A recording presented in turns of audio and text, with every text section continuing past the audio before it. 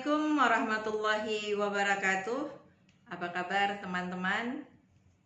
Semoga sehat walafiat. Saya Linda, mahasiswa psikologi kampus digital Universitas Insan Cita Indonesia. Hari ini saya akan presentasi tugas dari mata kuliah Sosial Psikologi yang diampu oleh Bapak Nurdin Adiansyah, Master Psikologi. Teman-teman, saya ibu dari 3 anak. Kemudian saya juga aktif menggunakan media sosial. Apalagi saat ini saya sedang menempuh pendidikan di kampus digital. Pastinya sangat lekat dengan media sosial.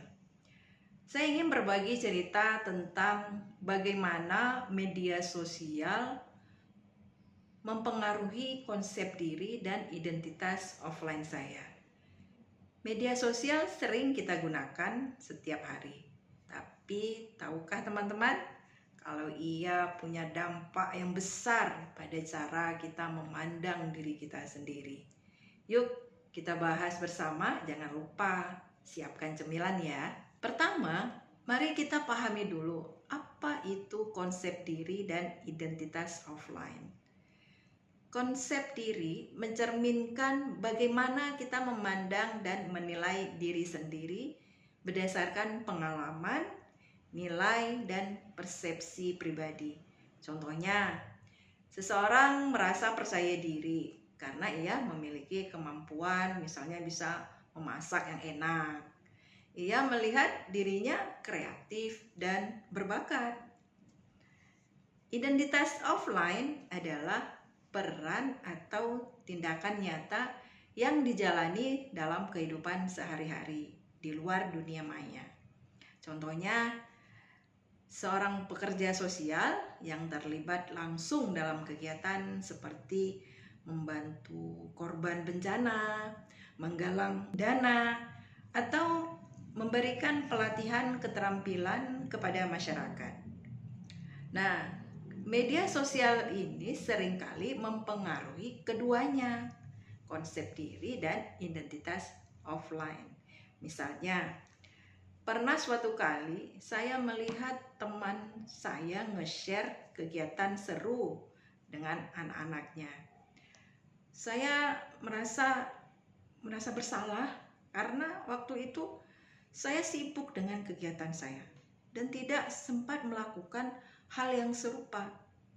Tapi saya sadar, saya tidak perlu membandingkan diri saya dengan orang lain. Karena setiap keluarga punya cerita yang berbeda-beda.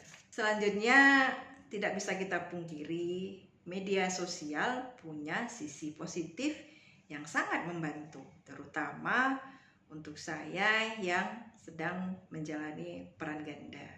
Yang pertama, menjadi sumber inspirasi dan pengetahuan.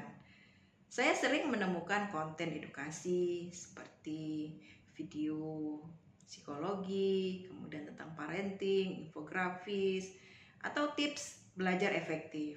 Ini membuat proses belajar saya jadi menyenangkan, kemudian juga menjadi menambah ilmu pengetahuan bagi saya.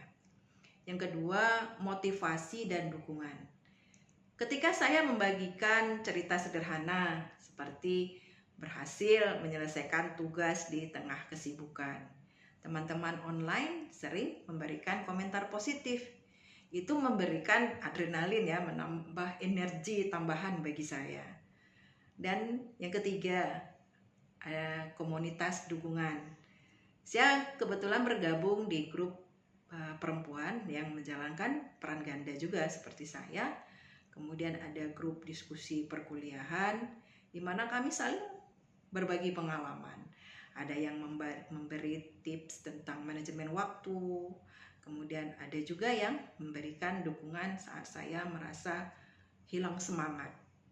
Dan tentu saja media sosial ini juga mempunyai sisi negatifnya yang bisa mempengaruhi konsep diri saya. Yang pertama, perbandingan sosial. Kadang saya membandingkan diri dengan orang-orang yang terlihat sempurna di media sosial. Mereka bisa kuliah, bekerja, dan mengurus rumah dengan tampak mudah. Saya jadi merasa kurang berhasil. Padahal apa yang terlihat di media seringkali tidak mencerminkan realitas yang sepenuhnya terjadi. Yang kedua, tekanan untuk tampil ideal.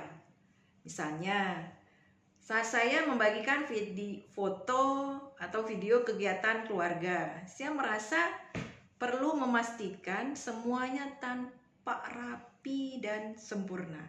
Tapi kenyataannya tidak selalu seperti itu.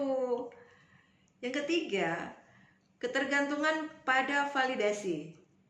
Ada momen di mana saya merasa perlu mendapatkan like atau komentar agar merasa dihargai. Padahal diri kita tidak seharusnya ditentukan oleh angka di media sosial. Nah, ini yang perlu kita lakukan adalah agar media sosial tidak menjadi beban.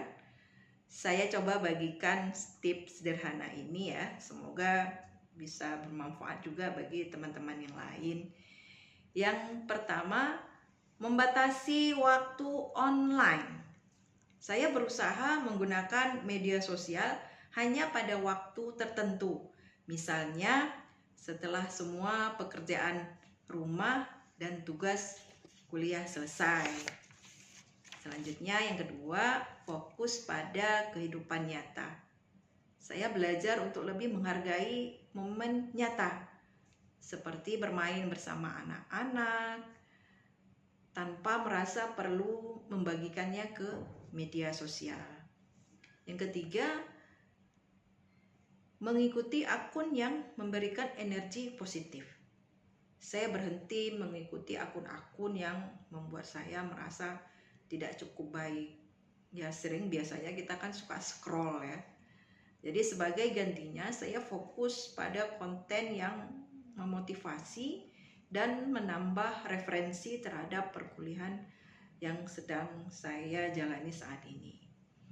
Yang keempat, terakhir, berbicara dengan orang nyata. Daripada terlalu banyak bergantung pada dunia online, saya berusaha memperkuat hubungan dengan keluarga dan teman di dunia nyata. Baik teman-teman, sebagai penutup, media sosial adalah alat yang sangat kuat. Ia bisa membantu kita tumbuh, tetapi juga bisa membuat kita merasa kecil. Yang terpenting adalah bagaimana kita menggunakannya.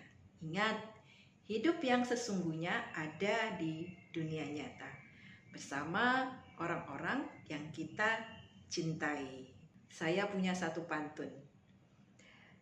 Pohon kelapa di pantai Anyer, tempat berteduh saat siang terik. Hidup bahagia bukan hanya di layar. Bangun hubungan nyata itu lebih baik. Terima kasih sudah menonton. Jika teman-teman punya pengalaman tentang dampak media sosial, bagikan di kolom komentar ya. Jangan lupa like, share, dan subscribe untuk video edukasinya. Sampai jumpa di video berikutnya. Wassalamualaikum warahmatullahi wabarakatuh.